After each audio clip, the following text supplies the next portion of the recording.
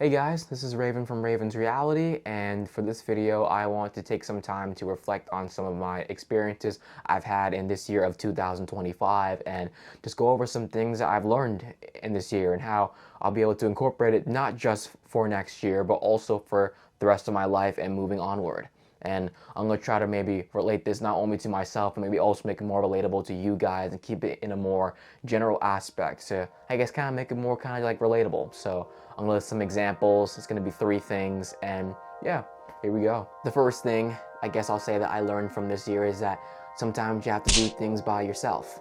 And by yourself, I mean literally by yourself with nobody else around and with no one to help you. And now that I'm in my early 20s, now that I've graduated high school, soon to graduate college, I don't get as much time with my friends as much as I used to, and it kind of sucks. I want to go hang out with them, but then maybe some of them are working, maybe some of them, are busy doing other stuff, and sometimes it does suck. But even though they're not always around, I want to hang or for something else or for help, sometimes doing things by myself really is a good test for me. It's a way for me to push myself. It's a way for me to really see how well I can do, and it also gives me a sense of confidence, knowing that I don't always need people to help me all the time and that I could be independent. One example would be me going to movie theaters. I literally went to the movie theater by myself 2 times this year.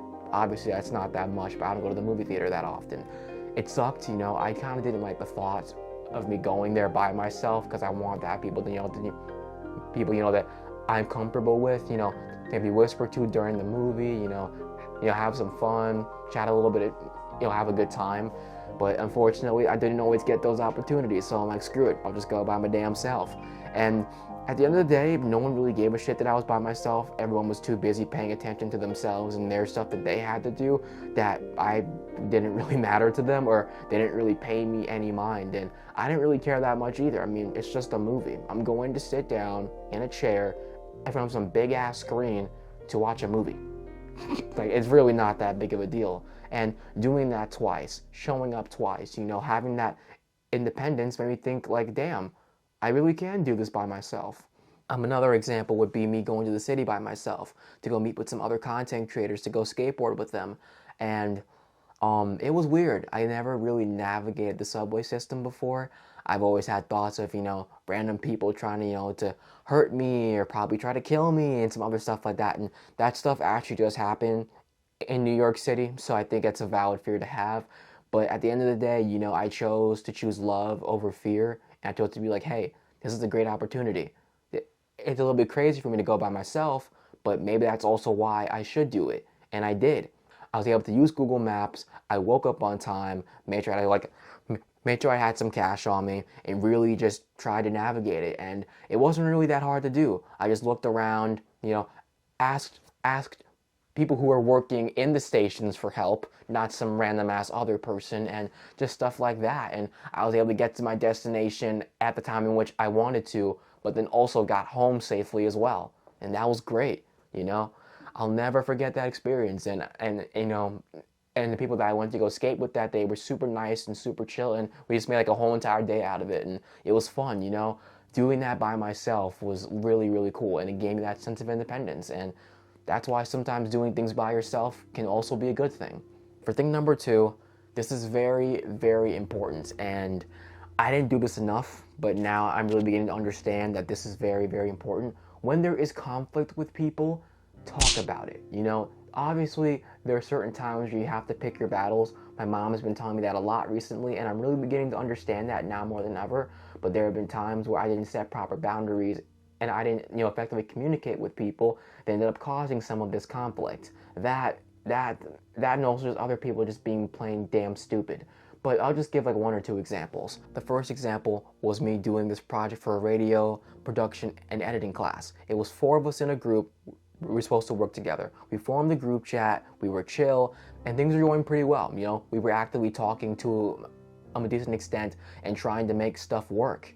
But then there was a problem. There was the two out of 4 of us, one of them being me, actually wanted to get the work done, while the other 2 just didn't give a shit. We were texting in the group chat, trying to form a plan, and those other 2 people that didn't give a crap didn't say anything. And I'm like, what the hell is going on? You know, the other guy, I'll say his name is like Jackson or something. I don't want to put his actual name out there. You know, like we were working on it and we were texting in the group chat. That was 4 of us, but the other 2 didn't say anything. And it was frustrating and it was super annoying. I feel like if we were more honest and more upfront about it and just told them how that made us feel and just tried to think about it in a more mature and more professional manner, I think we actually could have maybe, you know, changed their minds and probably could have worked together more as a team.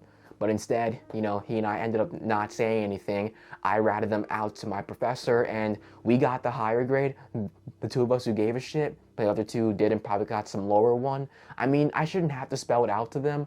I don't know, it's like sometimes I don't feel like I should have to say anything because I feel like it's just not necessary.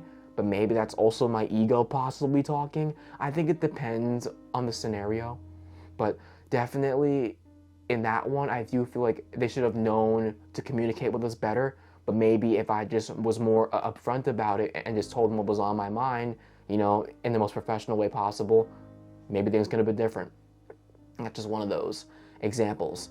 For thing number 3, and I'm going to wrap this up, this is like the 3rd time I'm trying to do this part, it's learning to accept that you can't always get closure from everything. And that closure, like you not getting closure is sometimes the best closure you're probably ever going to get. And in a way, now that I'm talking about it, I feel like it has more of a silver lining. You know, I've had a hard time with jobs this year. You know, people who've treated me like crap, people who've done me dirty, people who I thought would treat me a lot better but ended up not, and it really pissed me off. And I had to learn to accept that. I had to learn to accept that, you know, people are going to treat me dirty. I had to really accept that. And not accept it as in take it, as in that's how I'm supposed to be treated, which is really not the case. But learning to accept that people are how they are and that you can't always control them. And that's the truth, you know? Not getting enough hours, having to clean certain things that you don't freaking deserve to clean, etc., etc. You know, the thought of getting revenge, the thought of giving those people a piece of my own mind really did cross my mind a lot. And sometimes I even still find myself dwelling on it. But one thing I've also realized while practicing mindfulness, it doesn't change anything. Hate to say it, but that's the truth. By me choosing to hold on to that anger, by me choosing to hold on to that resentfulness, it just makes me more distasteful. I become more defensive. I become more, anxious all the time, you know? It's letting all that stuff that happens to me cloud my judgment. And obviously, to an extent, you know, we feel the way we feel. I'm not going to tell you, you know, that, like, I'm not here to tell you that, oh, you know, just be better or just don't let it get to you. Because, I mean, we're human, you know? Certain things just naturally get to us. But I think it's a matter of acknowledging the stuff that happened, realizing that it happened, and gradually learning to heal and to eventually let go. Not for the sake of maybe for others, but learning to forgive others and accept others, not for them necessarily, but for us, so we can have a peace of mind, so we can be the best version of ourselves as we possibly can. And I think that is the main goal in the grand scheme of things. If you choose to go for the revenge, if you choose to go for all the distastefulness, you're going to become the people that you don't like, and then you're really not going to be any better. You know, I watch Naruto, and now that's freaking crossing my mind, and that really hits differently. But I really hope that something positive can be taken away from this video. I know it wasn't the most positive and the most uplifting, but I think what I'm trying to really accumulate from all this is that trying to find the good in all of these bad things to help us grow. And I think that's what I'm really trying to go for in this video. I'm not trying to freaking, you know, tell you to be angry or sad or depressed. I mean, obviously, you feel what you feel. It's totally normal. But it really is just a matter of learning to grow and accept and handle every good thing and bad thing one step at a time. And I think that's the best way to just put it. And that's it. Thank you guys so much for watching. This is Raven from Raven's Reality. I hope that the next year will be great. I'm not going to say that it's going to be. Whatever happens, happens. I'm just going to take it one step at a time, and I encourage you all to do the same. Have a good one.